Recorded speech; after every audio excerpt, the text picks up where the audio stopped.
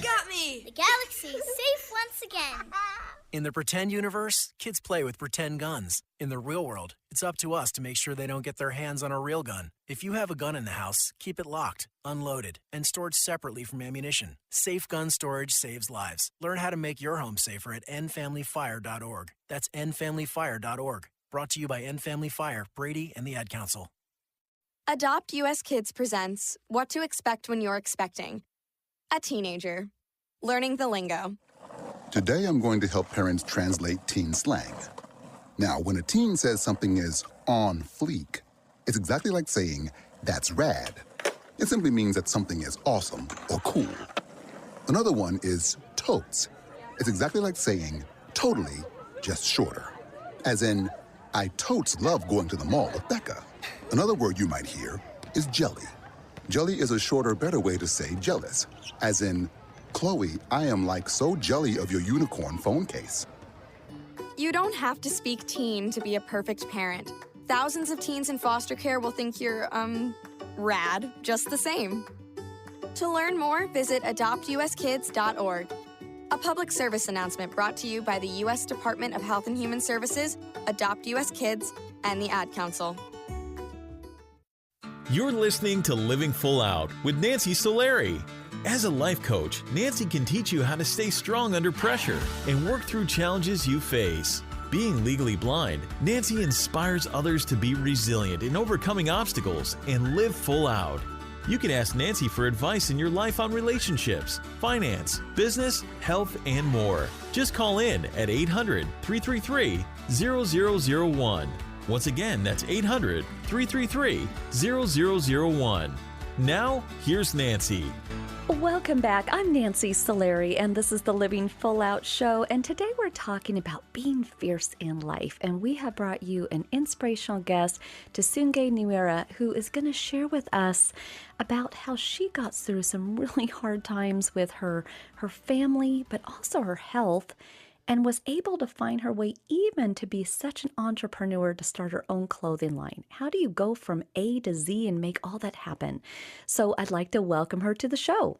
Hello. Hi, Nancy. Hi. Boy, aren't you just a poof of energy? I love it. It's so good to hear your voice. I want to kind of share with our audience a bit about your early years growing up.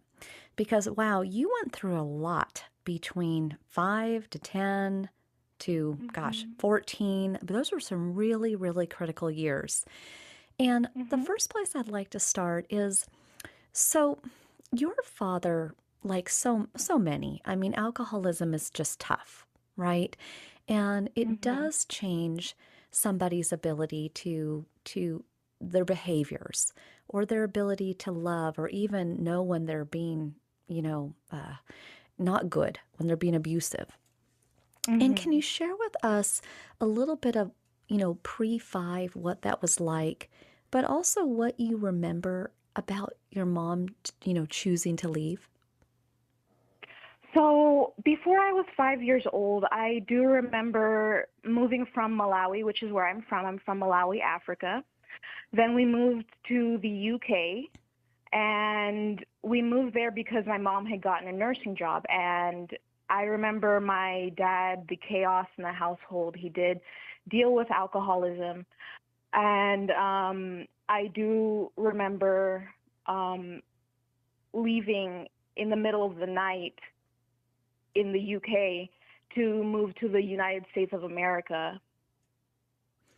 And your mom was there to protect you. She was a really good mom.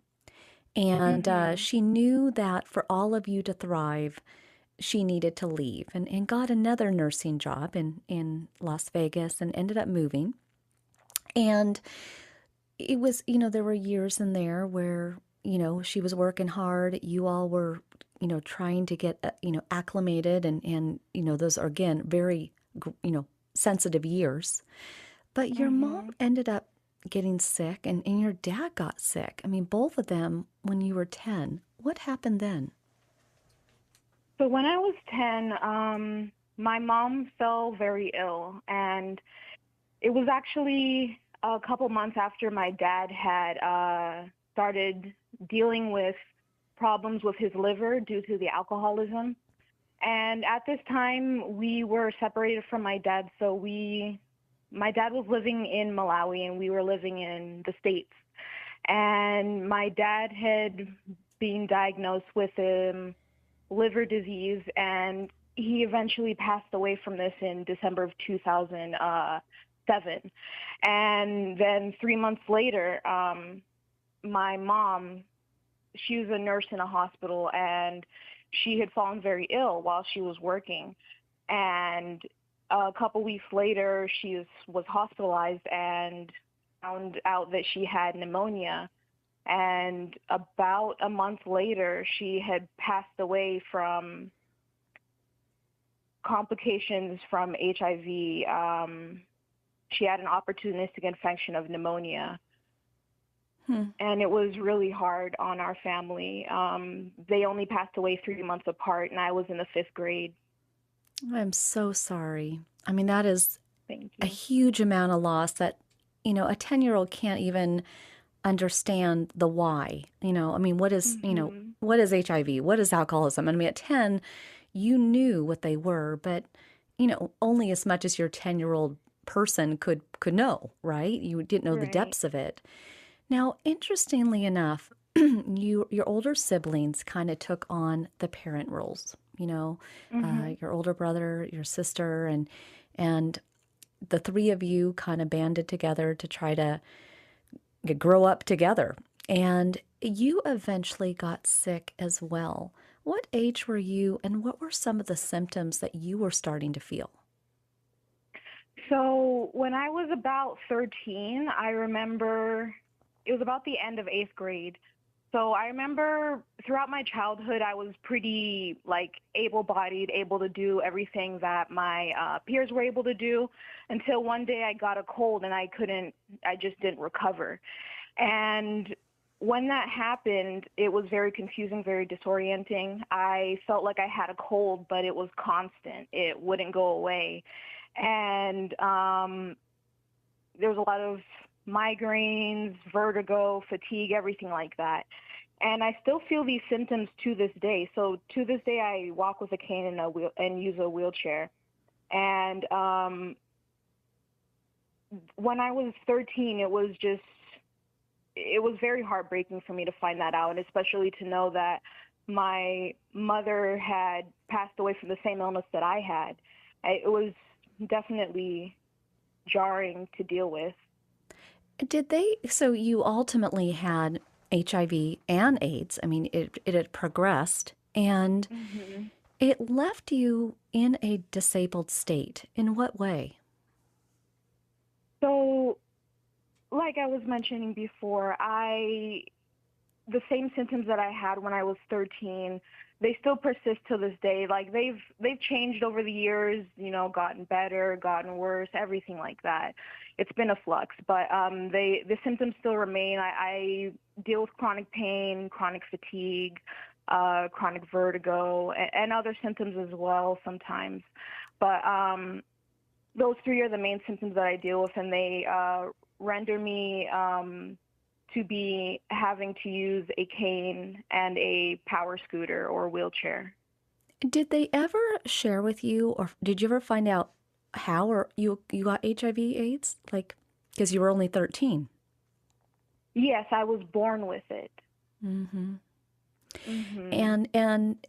then how long were you in the the AIDS phase before you kind of were able to get to the HIV phase only? The recovery was not too long to get undetectable. So becoming undetectable was maybe about 6 months to a year. It was back in the days of medicines like a Tripla or Complera.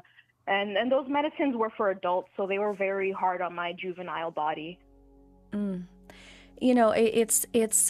so grateful that you're on the show today because, we hear about this, we've heard it in movies, and there's been, a lot of great advancements, over the years. But you were so young to get this news. And so I want you to stay with us because as we journey along with her story, there's just a lot more that comes about. I mean, I can say this in my own way, having my own disability. It can be heartbreaking, it can be depressing, and one really has to look deep within to find their way out. So stay with us. We're going to be talking more about her story, but mainly, how did she take these moments in life and become fierce and live full out?